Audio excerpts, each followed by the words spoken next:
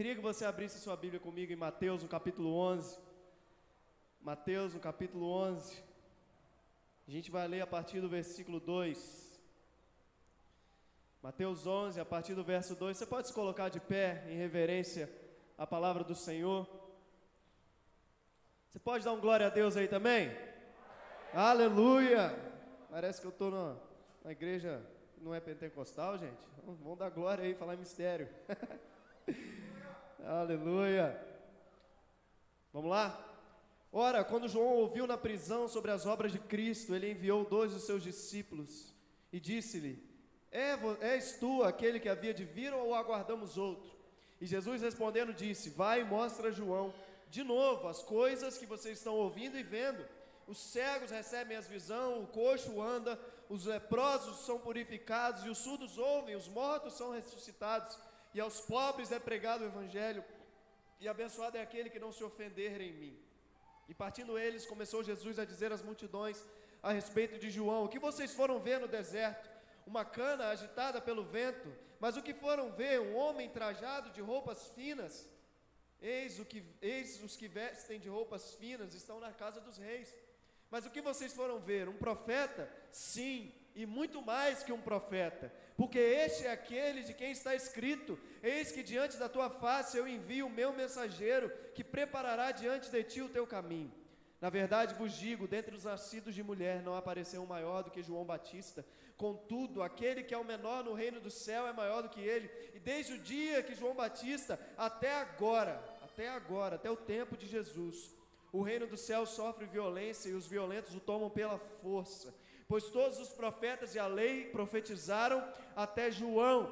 E se vocês quisessem recebê-lo, este é Elias, o que havia de vir. Quem tem ouvidos para ouvir, ouça. Mas a quem eu compararei essa geração? É como crianças que se assentam nos mercados e chamam seus amigos e dizem: Nós tocamos flauta e vocês não dançam, nós cantamos um lamento e vocês não choram com a gente. Portanto veio João e não comia nem bebia, e dizem: Tem um demônio. Veio o filho do homem comendo e bebendo, e dizem: Eis aí um comilão, um beberrão, amigo dos publicanos e pecadores. Mas a sabedoria é justificada pelos seus frutos. Senhor, nós te agradecemos por essa noite, Pai. Te agradecemos pela tua presença neste lugar, por tudo que já vivemos aqui, Senhor. Que o Senhor venha falar conosco por graça e por misericórdia. Deus, que o Senhor venha de encontro aos nossos corações com a tua palavra, Senhor. E usa a minha vida por graça e por misericórdia, Senhor. Não porque eu sou melhor do que alguém, não porque eu sou bom, Senhor, mas porque o Senhor é Deus na minha vida. Então flui para a tua igreja nessa noite, em nome de Jesus.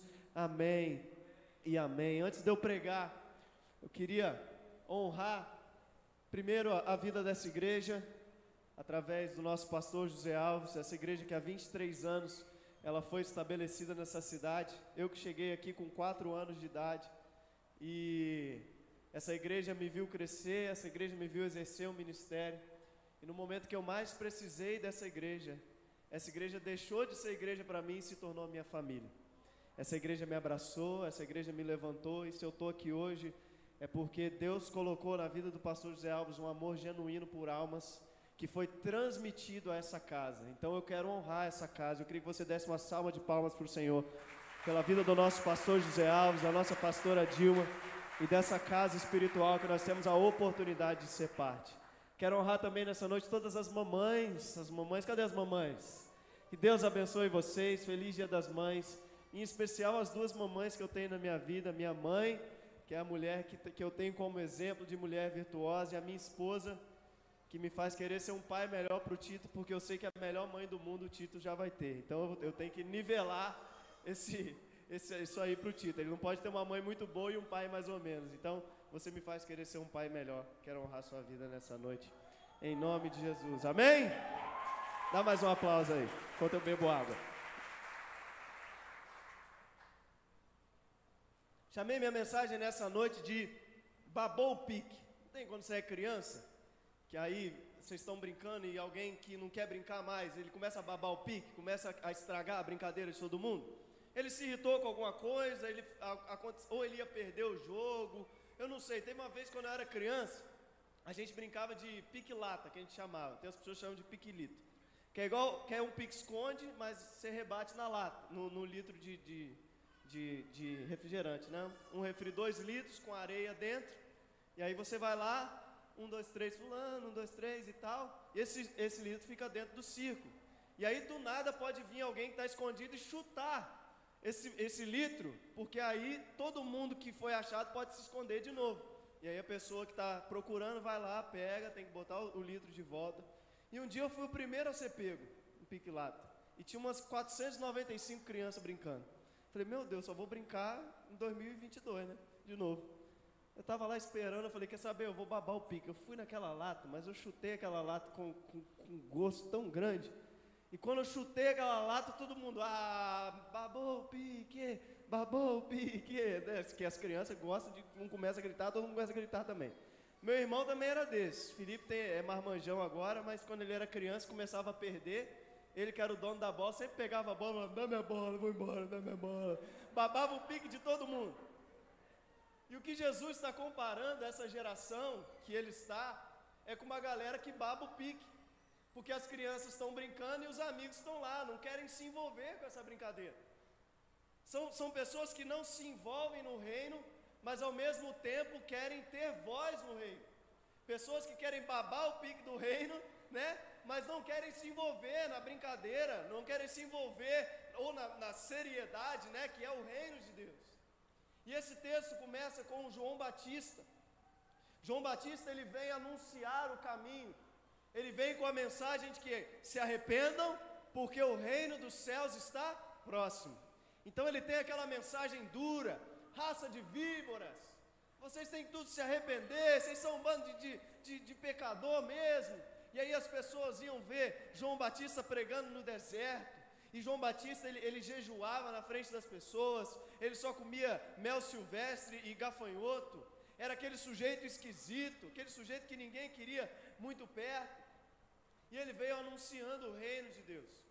E por causa disso, por causa da sua mensagem ousada, porque João Batista não se vendeu a ninguém, João Batista é preso, ele é preso, e na prisão, ele fala para os seus discípulos assim, olha, vocês vão até esse Jesus aí, que coincidentemente ou não, era primo de João Batista, vocês vão até Jesus, e vocês perguntam para ele, se ele é o Messias mesmo, vai lá e pergunta assim, ó, você é aquele que havia de vir? E quando ele pergunta, você é aquele que havia de vir, ele está perguntando, você é aquele que vai cumprir todas as promessas feitas no Antigo Testamento? Você é aquele que vai libertar Israel? Você é aquele que vai mudar a história por completo?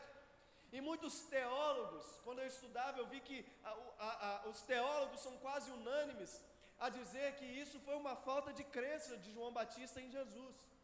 João Batista, ele não botava fé em Jesus.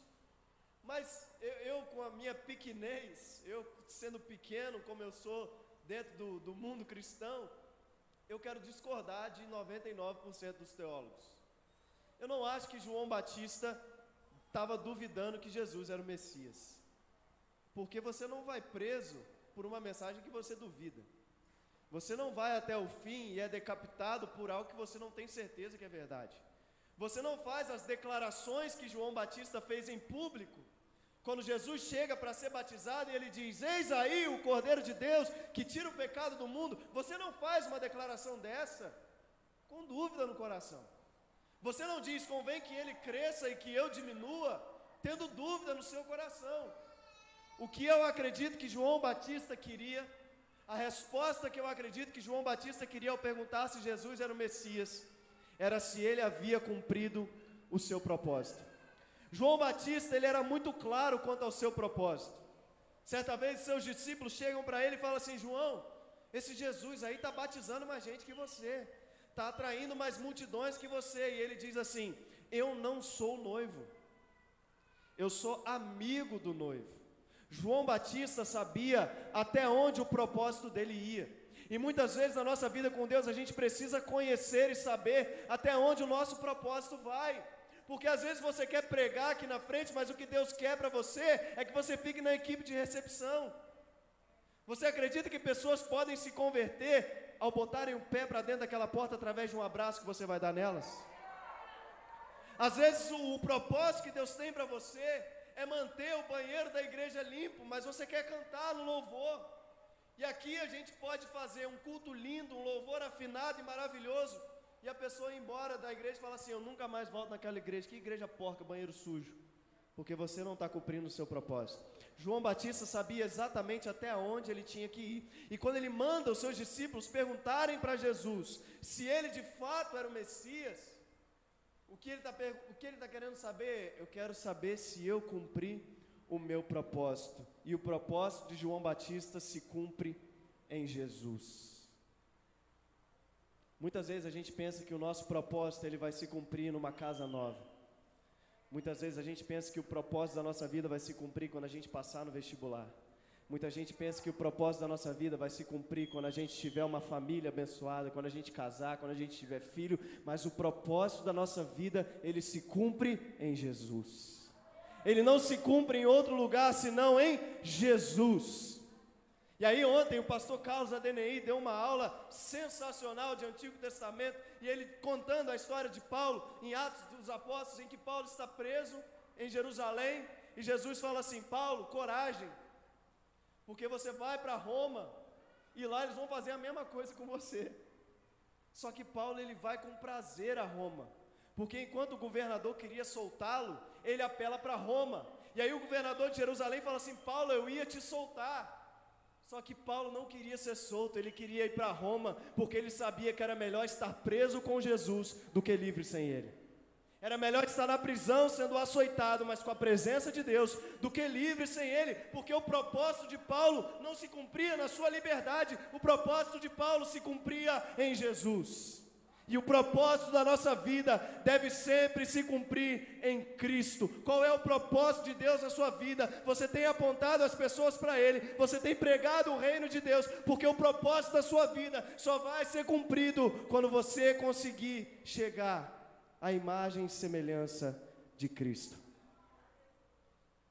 João Batista queria saber o seu propósito.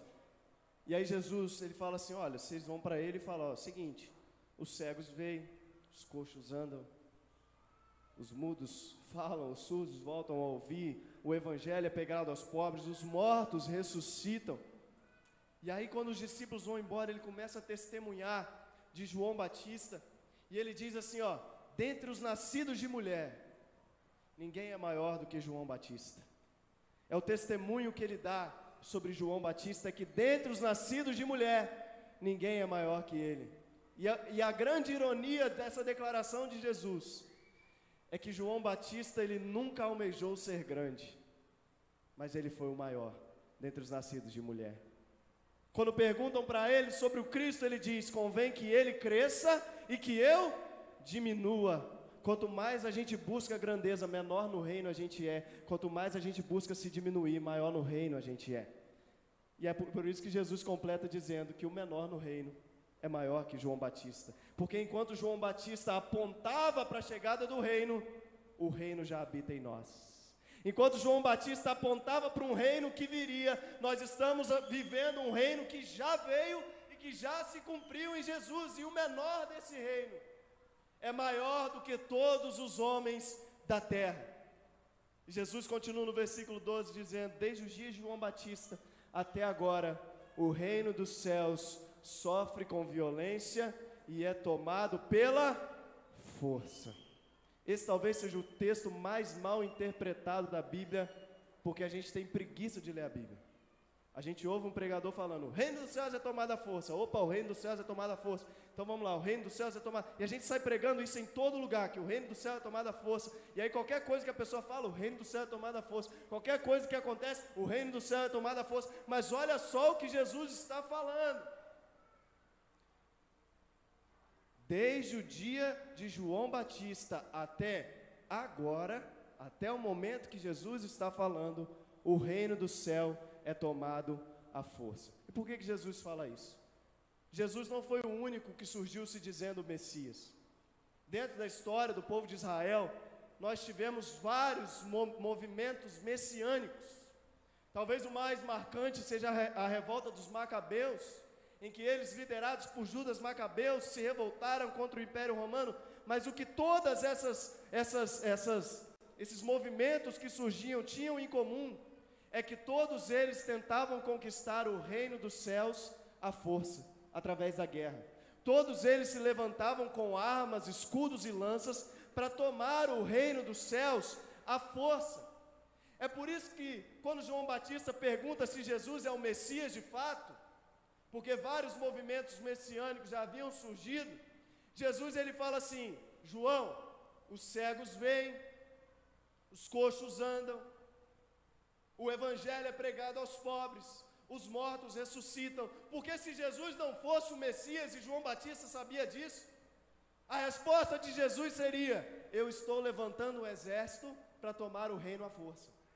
Eu estou tomando o exército para cumprir essa profecia à força. Mas enquanto os outros tentavam tomar o reino à força, dizendo: a guerra chegou, vem Cristo o Messias e diz: a misericórdia chegou. Os coxos andam, os cegos veem, os surdos voltam a ouvir, os mudos voltam a falar, os mortos ressuscitam. Não é uma guerra que está chegando para ferir pessoas, mas é o príncipe da paz que está chegando para curar o mundo que é caído. Sim, o Messias é Cristo, porque Ele não toma o reino à força, porque nós não ganhamos o reino dos céus na força, e a gente vai com essa ideia, e a gente briga com todo mundo para ganhar o reino, a gente arruma guerra com todo mundo. Eu nunca vi um povo para estar em guerra igual o povo crente. Meu Deus do céu, a gente arruma briga com tudo. A gente arruma briga por causa de roupa, a gente arruma briga por causa de música, a gente arruma briga se é para chamar Deus disso, daquilo, a gente arruma briga com tudo. A gente arruma briga no dia de culto, qual que é o melhor dia de culto, a gente arruma briga com o horário de culto. Tudo que acontece a gente arruma confusão, porque o reino do céu é tomado à força. E a gente pega um pedaço do versículo. Mas para estabelecer o reino, você não precisa estabelecer guerras. Para estabelecer o reino, você não precisa levantar uma guerra, porque o reino dos céus não é tomado à força. O reino do céu não é quando eu levanto a minha guarda, mas é quando eu me rendo. O reino dos céus, ele é colocado em nós quando nós nos rendemos à vontade de Deus, quando nós dizemos: eu não tenho forças para lutar mais, eu me rendo porque existe uma força muito maior do que eu, que faz com que eu me renda. Então não, o reino dos céus não é tomado à força, o reino dos céus é nos dado por misericórdia e por graça. A nossa força não consegue conquistar o reino. Por isso que Jesus fala: muitos estão tentando tomar na violência, mas não está dando certo, porque o reino de Deus ele não é tomado na violência, ele é tomado quando nós somos misericordiosos. O reino dos céus ele é estabelecido quando nós somos graciosos, quando nós somos amorosos. Ou você acha que você vai estabelecer o reino na sua casa arrumando confusão com todo mundo? Tem gente que o vizinho não é crente, aí coloca a música mais alta ainda, para incomodar. Vai lá e pega quem falou da minha, aí fica na janela do vizinho: avisa que eu estou de pé, e cantando. Que o reino do céu é tomado. Não é assim que a gente estabelece o reino. Sabe como que você estabelece o reino? Você vai lá, vai na padaria, compra um bolo para o seu vizinho e fala assim: aqui, Deus tocou no meu coração, queria ofertar na sua vida. Você aceita esse bolo? Para você tomar café com sua família, não precisa nem me convidar, não.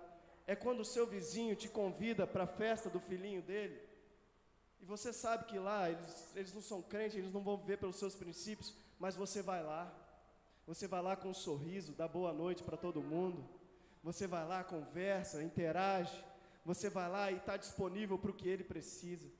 O reino dos céus se estabelece quando aquele rapaz vem te pedir dinheiro na rua e você abaixa o vidro, e mesmo que você não tenha nada, você fala assim: amigo, hoje eu não tenho, que Deus te abençoe. E daí se ele vai usar droga com isso? E daí você está fazendo a sua parte no reino. Sabe o que você faz? No dia que você tiver dinheiro, você pega o dinheiro no bolso e fala assim: Senhor, que o fato de eu dar dinheiro para esse homem o incomode demais, que ele não consiga gastar esse dinheiro com droga, que ele não consiga gastar esse dinheiro com bebida, que esse dinheiro leve a unção do Espírito Santo sobre a vida dele. E dá. Existe poder quando nós somos misericordiosos. O reino dos céus não é tomado na guerra, o reino dos céus é tomado quando a gente se rende à vontade de Deus. Porque na verdade não somos nós que entramos no reino, é o reino que entra em nós. Jesus disse para os seus discípulos: vocês vão procurar o reino, está aqui, não, o reino está dentro de vocês. Não somos nós que entramos no reino, é o reino que entra em nós, e o reino é estabelecido através de nós. Quando nós vamos para as ruas, e através de nós, aqueles que não conseguem enxergar a vida desgraçada que estão vivendo, começam a enxergar. Aqueles que estão surdos para o Evangelho, abrem os seus ouvidos e o seu coração para ouvir a palavra, e a gente não vai conquistar isso arrumando briga com os outros na rua, arrumando confusão no trabalho, porque eu sou crente. Nem bom dia você dá para os outros. Eu lembro quando eu chegava na faculdade de manhã na São Camilo, estavam as moças lá, varrendo o chão, e eu passava assim e falava, bom dia, tudo bem? As mulheres até tomavam susto, elas faziam assim, porque ninguém dá bom dia para a pessoa que está limpando o chão. A gente só lembra da pessoa que está limpando o chão quando o chão está sujo, né? Olha lá, ninguém limpou isso aqui. Você não dá bom dia, você não dá bom dia para a pessoa que te atende na loja, bom dia, tudo bem? Como é que você está? Como é que foi seu dia? Você não faz isso. Você chega e você só quer que, pronto, o reino dos céus não é estabelecido assim. E se a gente carrega o reino, a gente precisa carregar misericórdia, gentileza, amor, educação para falar com as pessoas. Ou você acha que quem está lá no mundo carrega os mesmos princípios que você não carrega? Não, mas ele não pode fazer isso. Ele pode, porque ele está lá fora, a gente está aqui dentro, não pode ainda, mas a gente vai lá e através da nossa vida ele vai ver que o que ele está fazendo está errado. Você não precisa brigar com Deus e o mundo. O reino do céu não é tomado à força, ele é nos dado pela graça de Jesus, porque todos os profetas, eles profetizaram até João. Depois de João, o Messias veio, a profecia se cumpriu, o reino se estabeleceu, e aí Jesus disse, a que eu comparo essa geração? Que eu comparo vocês, religiosos, fariseus? Vocês são como crianças, que vocês não se envolvem com nada, vocês não se envolvem com nada. Se a gente faz uma música alegre, olha lá, pulando os meninos, olha lá, meu Deus do céu, não pode isso não, gente, que isso? Os meninos estão pulando na igreja? Agora, se a gente faz uma coisa que está chorando, olha lá chorando, olha lá, chorando, olha lá, não pode chorar não, espiritualidade não é emoção, quando a gente se rende ao Senhor, a gente rende tudo, inclusive as nossas emoções. Que mentira é essa que a gente não pode se emocionar num culto? Que mentira é essa que a gente não pode dar lugar às nossas emoções e somar essas emoções à espiritualidade e permitir que o nosso espírito controle as nossas emoções e não a gente ser controlado pelas nossas emoções? Mas tem gente que não se envolve no reino, são como crianças, que quando nós nos alegramos não se alegram, e quando nós choramos não choram, mas fica lá, olha lá, ó, fazendo tudo errado. Olha lá, ó, a igreja lá. No ano passado, essa igreja talvez passou por um momento muito difícil, muitas coisas somado à pandemia, e o que vi foram muitas pessoas que não estavam dispostas a chorar com a igreja. Olha lá, a igreja está quebrada, olha lá. E a gente aponta e fala assim, olha lá, a igreja está quebrada, está acabada, mas quantas vezes você entrou aqui e você estava quebrado, e a igreja foi instrumento de Deus na sua vida? Por que você não pode orar pela sua igreja? Por que você não pode orar pelo seu pastor? Por que você não pode apoiar a igreja local? Porque muitas vezes era você o quebrado, e a igreja não apontou o dedo para você e falou que você estava quebrado, mas foi boca de Deus na sua vida. A gente tem que parar de ser essa geração que só olha as coisas para criticar. Porque quem investe tempo se envolvendo no reino não tem tempo para criticar quem está fazendo. Eu falo muito com a minha mãe isso, eu falo, se eu não fizer, vão falar, se eu fizer, vão falar, então melhor eles falarem do que eu estou fazendo para o reino, do que o que eu não estou fazendo. E nós que estamos envolvidos no reino, também não fica se importando com o que os outros estão falando, não. Deixa falar para lá, porque o que Jesus diz, e terminando o texto, ele diz, a sabedoria se justifica pelos frutos.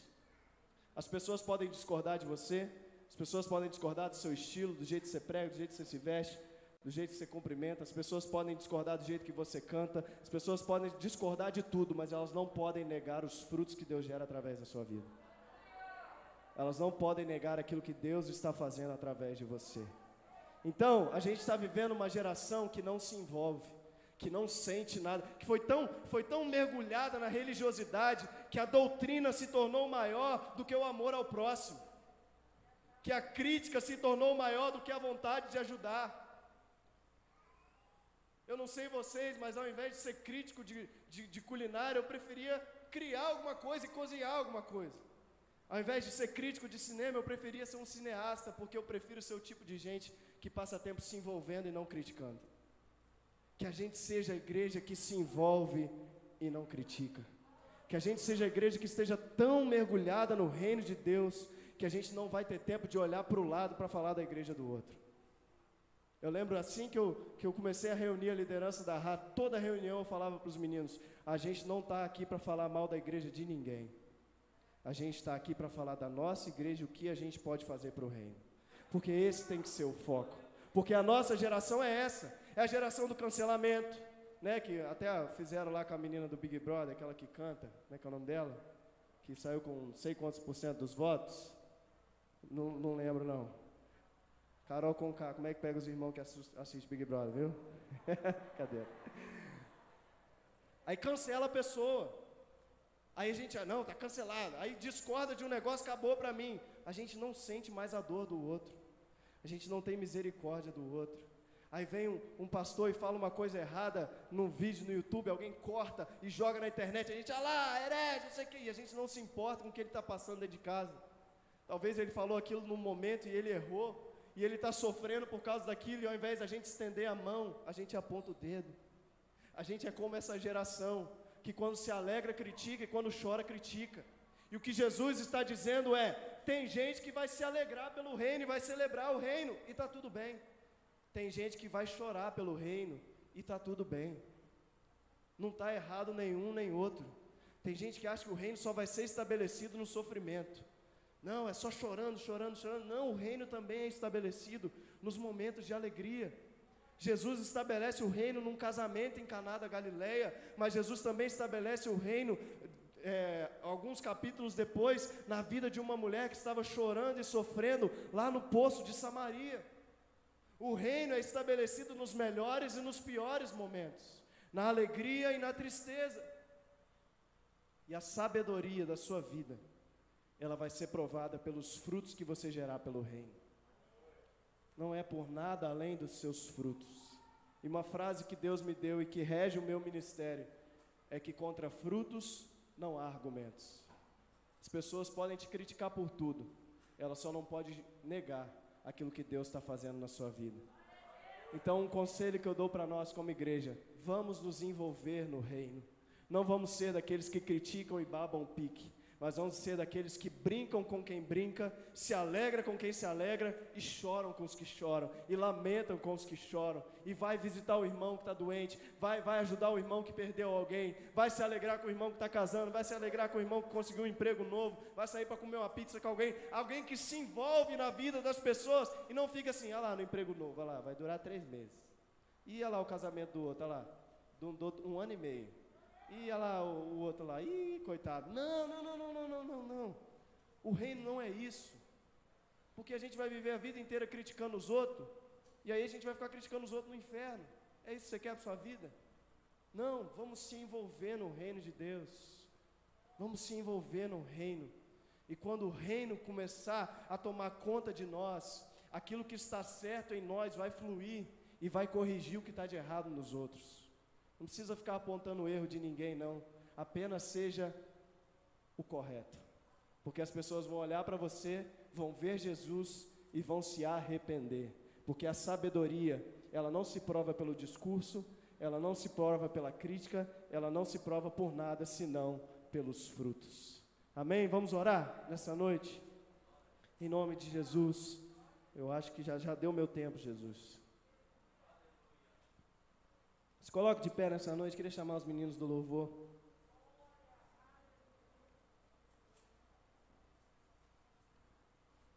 Seja daqueles que passam a vida se envolvendo e não criticando.